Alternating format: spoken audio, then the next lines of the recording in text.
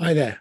My name is Richard Harvey. I'm a Jewish disciple of Jesus. I'm based in London, England, and the topic I'm going to be speaking on with my colleague Aaron Lewiin is anti-Semitism. And it's no accident that I'm in London, England, because my family were victims of anti-Semitism. My mother's family come from Poland and my father's family come from Germany. But for 20 miles of water and their fortunate escapes, my great-grandparents and grandparents, I wouldn't be here with you today. So this is not just an academic subject for me, it's also one that's very personal.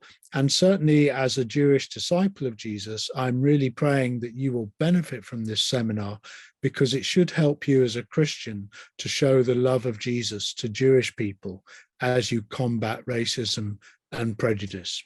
So let me share my screen, and I'm going to speak for about 15 minutes and then hand over to my friend Aaron Lewiin from Berlin.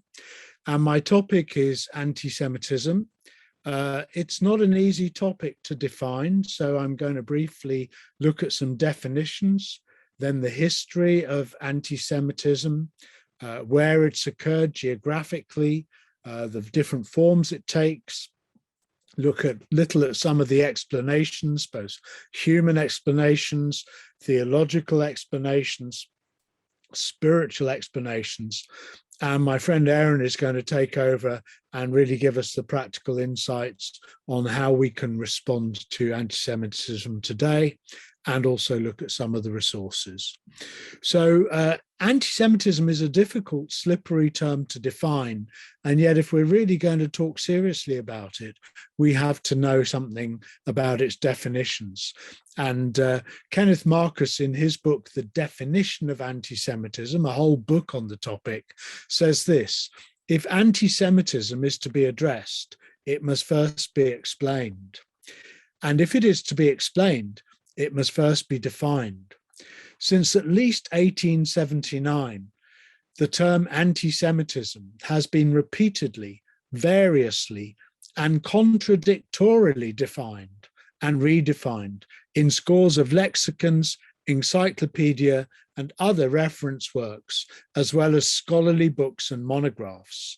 And he goes on to say that definitions are fraught with ideological assumptions that divide schools of thought. In other words, it depends who wants to know and for what purpose they are defining the topic. Well, there is a relationship in our terms between anti-Semitism, anti-Judaism, anti-Zionism. Some people say they're all basically the same thing. I would say no, they're different terms for investigating different phenomena. There is some overlap, and in general, anti-Semitism can be defined as hostility to Jews on racial or ethnic grounds. Anti-Zionism is more political hostility to Zionism and the State of Israel, and sympathy with opponents of the State of Israel. And anti-Judaism is religiously inspired opposition to Judaism, such as the effort of early Christian supersessionists. A supersessionist is somebody who says that Christianity has superseded Judaism, that the church has superseded Israel, and that Israel is no longer the people of God because the church is the new Israel or new people of God. So anti-Judaism is a religious way of delegitimizing the Jewish religion. Now, these terms, as I say, are related, but they're not identical. And so we need to dig down a little deeper to define anti-Semitism. And my Lutheran friends, especially in the church in Germany, say that in anti-Semitism, we refer to a broader reality, the hatred of and hostility towards Jews in reality and in rhetoric that denies them legitimacy among the peoples of the world. And they go on to say that this hatred and hostility is to be understood within the larger issues of racism and is countered by the affirmation of human rights that has been part of our heritage for more than 50 years. So although they're not easy to distinguish and religious and ethnic identity cannot easily be separated, it's true, I think, that theological anti-Judaism, hatred of the Jewish religion for denying Jesus, hatred of the Jewish people for crucifying Christ, has actually led in many ways to racial anti-Semitism, the systematic attempt to persecute and oppose Jews and the Jewish people. And so anti-Semitism is actually a very modern term for an ancient phenomenon. In the early church, we see that there was theological opposition to Judaism as a religion of law, and that Christianity was a religion of grace. And early Christian fathers such as John Chrysostom read back into the New Testament the encounters between Jesus and the Pharisees, the Sadducees, and the Herodians, as if Jesus was opposing all of Judaism, whereas it was really a family argument, a family debate within different streams of the Jewish community. James Parks says this: "It was the Christian church alone which turned normal xenophobia, fear of strangers, and normal good and bad communal relations between two human societies into the unique evil of anti-Semitism." He's saying this occurred within the first 4 or 5 centuries of the Christian church, and then went on to get worse in the medieval world, where Christians persecuted Jews in the name of Jesus. The modern term anti-Semitism really derives from Wilhelm Marr, a German political writer who wrote The Way to Victory of Germans over Judaism in 1879. He said that the Germans were losing their long-standing racial conflict with Jews, and that German liberalism, opening up society, had emancipated the Jews, giving them control of German finance and industry. Marr thought that this conflict was racially based, so could not be resolved by assimilation, democracy, equal rights, and the struggle could only be resolved by the victory of one race and the death of the other.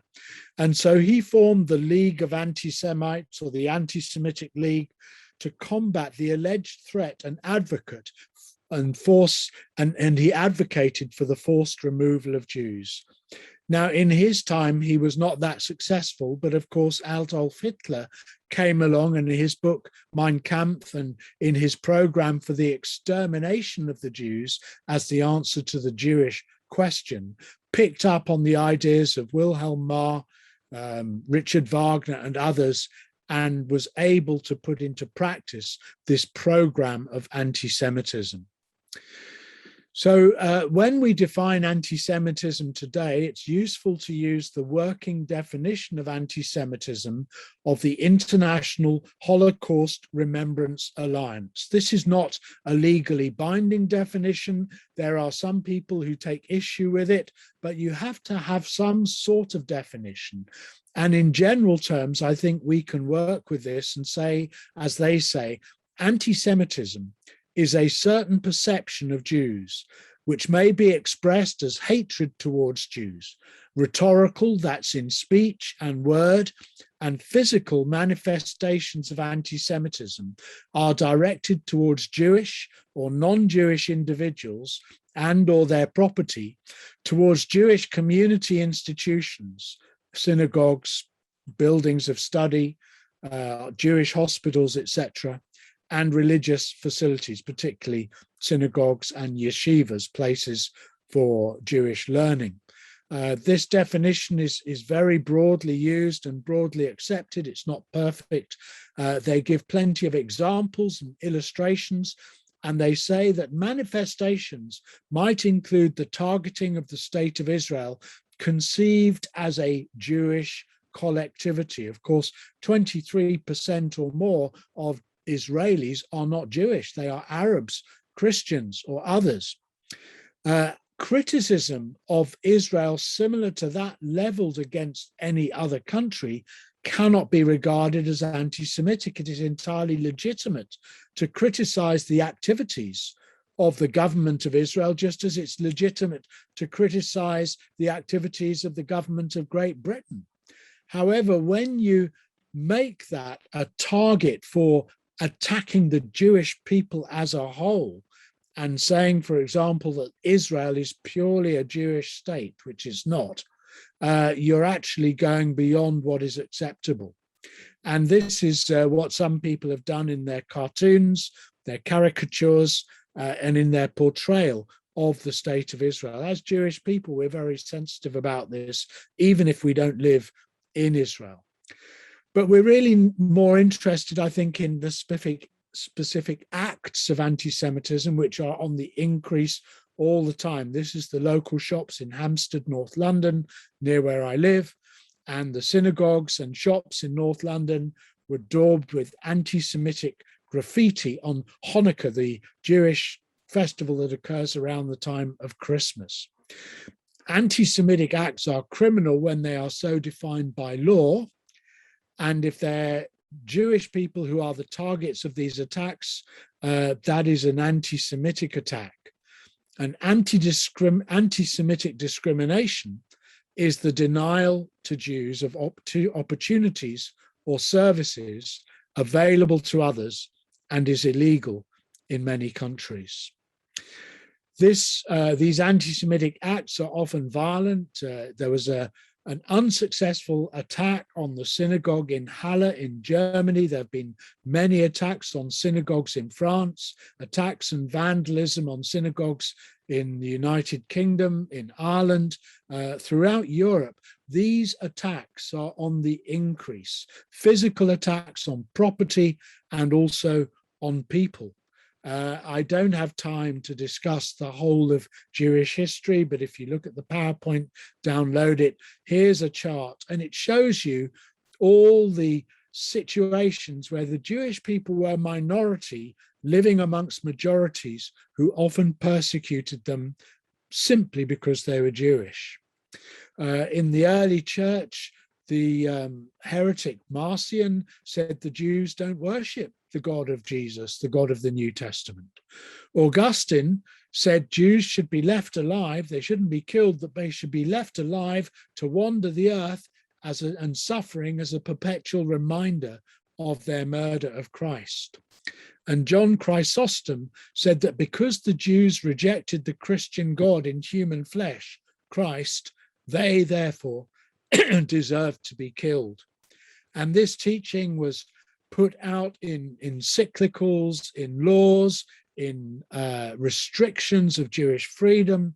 They were anathematized for keeping the Sabbath or keeping kosher food laws, no pork, no shellfish, no mixing of milk and meat. This was forbidden by the Council of Nicaea that also formulated the doctrines of the Trinity and the creeds. And edicts were issued by Roman emperors, by the Holy Roman Emperor, by the Pope, that put the Jewish people in a position of slavery, that forbade them from using Hebrew in their own worship services, and that were forcing them to convert to Christianity or listen to sermons. I don't have time to go through this, but this is really the backdrop of contemporary, modern, secular anti-Semitism that is fed by Christian anti-Judaism over the centuries. Now, in Europe, of course, we have a history of expelling the Jewish people from different countries, which is why we've had to wander and move around so much. This letter is the Edict of Expulsion, published in England in 1290. We were not officially allowed back until 1666. My family, as I say, came from Germany and Poland in the 19th century, escaping anti-Semitism in Germany and Poland. And there are many legends about the Jewish people that are anti-Semitic and are still, sadly, perpetrated today. That the Jews were responsible for poisoning the wells, even causing the Black Death, the Great Plagues. That Jews were not really human, but were part man and part beast. That the Jews got their wisdom from the back of a pig, a Jew pig, a Judensau. And there is even a statue of a Jew pig, a sculpture, on the wall of Martin Luther's home church in Wittenberg, Germany. And I put up a petition to say, take this down and say you're sorry. And it's there in more than 30 other places around Europe, and particularly in Germany. The Jews were said to be Jewish doctors who killed their Christian patients. Of course, they were very clever. The patients would get better for a while, and then they would die. What a terrible, bad joke. The Jews would make a mythical being called a Golem who would go and attack the Christians. The Jews were condemned to wander the earth until Jesus returned. The Jews were responsible for killing Christ and therefore deserved to suffer because of that and to be kept as slaves. The Jews were evil moneylenders who always wanted their pound of flesh. You remember the phrase from William Shakespeare's play, The Merchant of Venice, where Shylock is the evil Jewish moneylender. The Jews were guilty of stealing the communion wafers and desecrating them and celebrating this at their Passover time. And so they should be burnt as an act against the church. And the Jews would kidnap a Christian child, a boy, and use its blood for their Passover sacrifices at the time of Easter. These were very popular Jewish legends. How do I respond? Well, I have to forgive. Jesus forgives me my sin. I have to forgive the sin of others, even if they don't recognize it and they haven't repented and I don't yet have justice. But in myself, I pray the prayer that an Orthodox Jew prays every night, similar to the prayer that Jesus prayed on the cross. Father, forgive them. They know not what they do. I hereby forgive anyone who has angered or provoked me or sinned against me, physically or financially, or by failing to give me due respect, or in any other way, any other matter relating to me, involuntarily or willingly, inadvertently or deliberately, whether in word or deed. Let no one incur punishment because of me. Our task is to be mediators and ambassadors of reconciliation. We can only do that if we have forgiveness in our hearts. My family, as I say, escaped from Germany. This is the synagogue in Essen where we worshipped, and it was set far. And if you didn't leave Germany, you would be sent to the gas chambers, as many of my family were.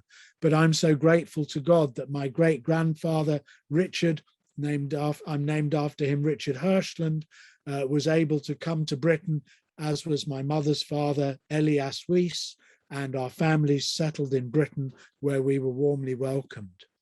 Alan Finkelraut, the French philosopher, says that he can no longer show his face in public because of anti-Semites. And most Jewish people feel consistently under attack, and their experiences of anti-Semitism. These are two reports from the European Racial Equality Commission. And they say that anti-Semitism for Jewish people pervades everyday life. There's pervasive anti-Semitism which undermines Jewish people's feelings of safety. Anti-Semitic harassment is so common that it becomes normalized, and anti-Semitic discrimination in key areas of life remains invisible to many. But this chart is interesting. The extent of feeling comfortable with having a neighbor or even someone marry a person in your family. And if you look at the feelings about having a neighbor who is disabled, Jewish, gay, lesbian, bisexual, transgender, transsexual, Muslim, asylum seeker, refugee, or gypsy or Roma, you can see that the hatred of having a Jewish person next door to you, or even forbid marrying one of your family, is very, very high. And these are the feelings across Europe, according to the overview of anti-Semitic incidents recorded in the European Union 2009 to 2019. and the 2018 report on experience of anti-Semitism. You can download this from the resources. So before I hand over to my dear friend Aaron, right now, as I record this, there is an international forum on Holocaust remembrance and anti-Semitism and on combating anti-Semitism going on right now in Malmö, Sweden. And that, of course, was the place where Jewish people were transported to the concentration camps at the time of the Second World War. And their aim is to get people to remember and to react and to positively respond to this horrible phenomenon of anti-Semitism, one of the worst forms of racism, of ethnic prejudice, of something that Jesus, the Jew, would never have agreed with, and that we as Christians who are called to be ambassadors of reconciliation and peace and love and justice should not tolerate. Thank you, and over now to Aaron. Shalom, everyone. Thank you, Richard, for that incredible overview of what anti-Semitism is and sort of just general world statistics and stuff like that.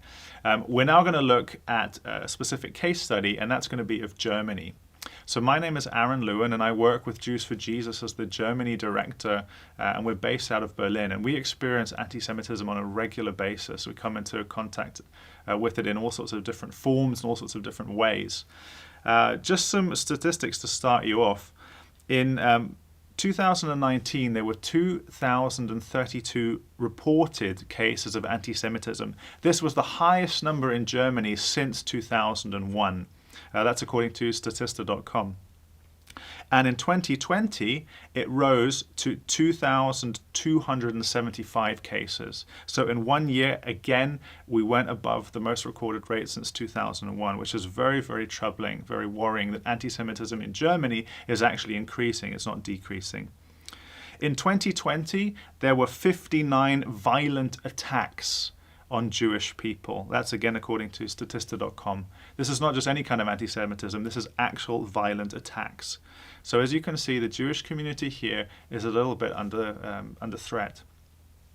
The types of anti-Semitism that we find here are the exact same ones that Richard mentioned earlier on in the video. The three different types. We have racial anti-Semitism, hatred of us Jewish people because of our bloodline, because of our ethnicity. We also experience anti-Judaism, anti-Semitism that's based on a hatred for the Jewish religion, and then also anti-Zionism, or as I prefer to say, anti-Israelism, hatred of Jewish people because of being connected with the state of Israel. Richard already listed some general cases for you, things like the Judensau, the Jew pig. Also, of course, he mentioned Halle, and that was on the 9th of October 2019, on Yom Kippur, the holiest day in Judaism, shooting and an attempted entry into a synagogue with explosives, which is still shocking to this day. Another example, on the 4th of October in 2020 in Hamburg, a young Jewish man was attacked with a shovel outside of a synagogue. In 2021, there was a recent report from the general community of Jewish people, the head of that, and he stated that anti-Semitism had increased due to Corona. Similar to what Richard mentioned earlier on in the video with conspiracy theories, it's the same, that we Jewish people are somehow responsible for Corona, that we're using it to control the world, etc., etc. Another example of modern anti-Semitism is in a recent Europa League football match between Union Berlin, the second Berlin team, and Maccabi Haifa, the team from Israel. There was anti-Semitic chanting from some of the Union Berlin fans. There was Nazi salutes, and there was just general crowd trouble. It's worth noting that, of course, some German people tried to fight back against that, but they were silenced. And then something closer to home, just more examples of anti-Semitism that we are dealing with. You're going to see now on the screen, hopefully, some screenshots and some pictures of things that we've actually been sent. Hashtags, pictures of money, horrible, horrible things that have been said to us, kill the Jews, etc., etc. And one person, we report all of these, by the way, because they are illegal, as Richard mentioned earlier on. And we've actually just recently had a conviction where someone was fined a substantial amount of money for 2 anti-Semitic comments on our YouTube channel. So that was, I guess, something positive. I'd like to speak to you briefly about how the Jewish community here feels, how we feel as Jewish believers in Jesus, before we get to kind of our reply. What can we do against anti-Semitism? So the Jewish community here is very much in survival mode. Jewish leaders have said you're not allowed to wear, or you shouldn't wear a kippah, a Jewish skull cap, outside in public. It's too dangerous at the moment. I recently read an article in the main Jewish newspaper here. It's in German. I'll try and include it in the resource sheet for those who speak German. But it's about the situation in Halle that Richard described, that I mentioned earlier, this shooting on Yom Kippur, the most holy day in Judaism, where people said we've survived, but we're still very much traumatized by it. And the Jewish community here is very traumatized by it, the traditional religious community, but even the secular community. I know some Israelis, secular Israelis, you can't identify them as Jewish. They don't wear a kippah, they don't wear a prayer shawl or anything, but they don't speak Hebrew in public in certain areas of Berlin because they're afraid of anti-Semitism. So the Jewish community is in survival mode. For us as Messianic Jews, it affects us. We don't like to see our community suffer. No one likes to see hatred towards their people, and we hate that as well. Fear is not as big a factor for us because we believe that our identity is in the Messiah, and the Messiah protects us, and even if he allows us to experience anti-Semitism, we know that he works it for good. But it still affects us. Thankfully, we haven't had any attacks on our office or anything, but when we've done outreach, we've had people push team members, barge into them. We've had some people try to set Israeli flags on fire. So as you can see, it's something that we have experienced here in Berlin, in Germany.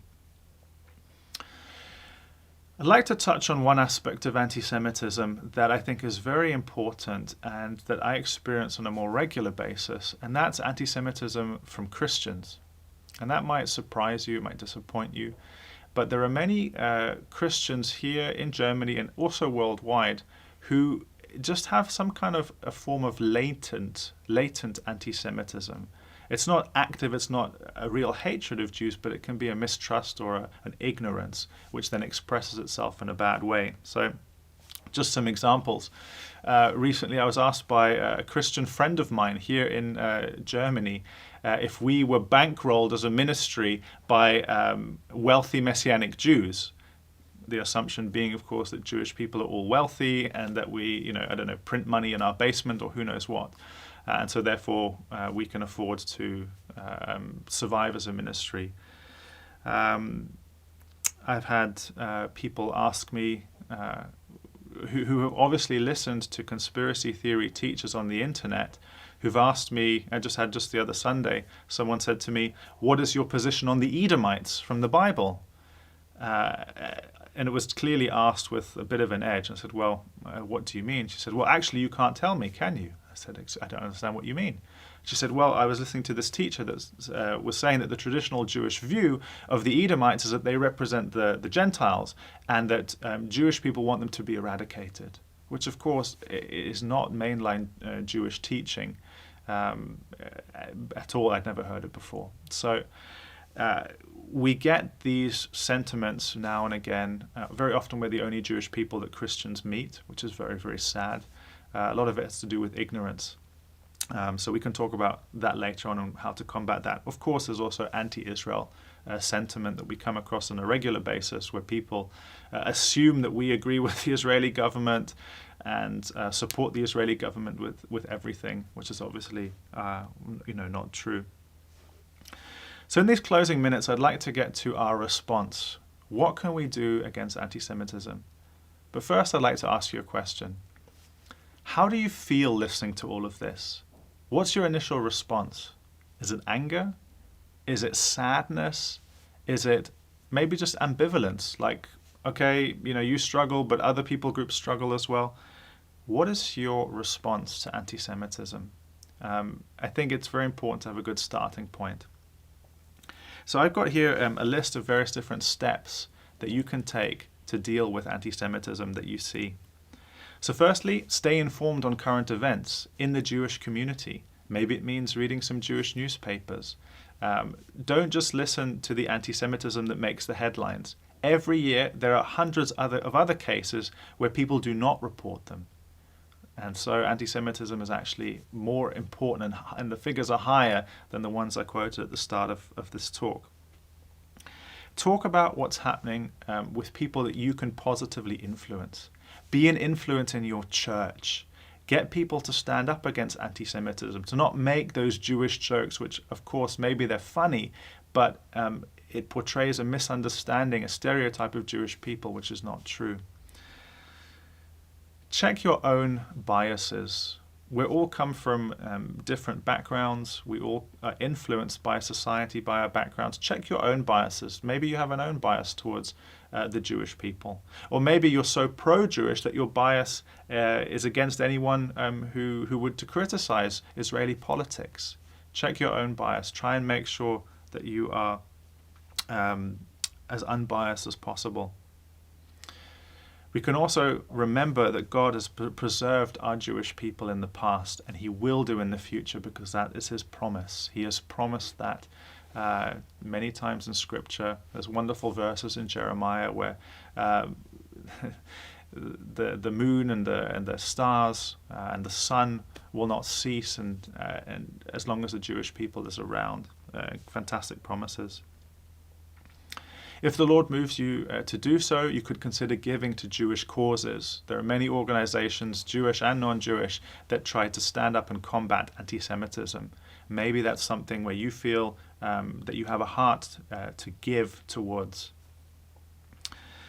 Of course, you can pray for us. Please pray for Jewish people, both Jewish believers in Jesus, like us, Messianic Jews, but also, of course, our people who don't know Jesus. Pray that we would come to faith in Jesus, that we would feel the security that we have in the Messiah, but also pray for our protection. Pray that God would miraculously protect the Jewish people. Number 7, you can search the Scriptures for comfort. God has promised to comfort our people. He's promised to preserve our people. It's good to know those verses and to be encouraged when we read about anti-Semitism, that God, despite sometimes what we can see, is working to protect and preserve us. Number 8, pursue healing and reconciliation.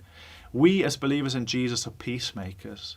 Do what you can. If you see your friends or your family and they have very anti-Semitic views, even if they're not believers, look for ways that you can get them to interact with Jewish people, that they can understand more where Jewish people are coming from. Be a peacemaker. And that follows into number 9. Show Yeshua's love and forgiveness to all, even anti-Semites. And that's something that we've done on a regular basis in the past with street outreach, where we've come into contact with people who are anti-Semitic. And we've talked about how Jesus has changed our heart and he's put peace in our heart, that we can love people now. And number 10, engage in protest and stand in solidarity.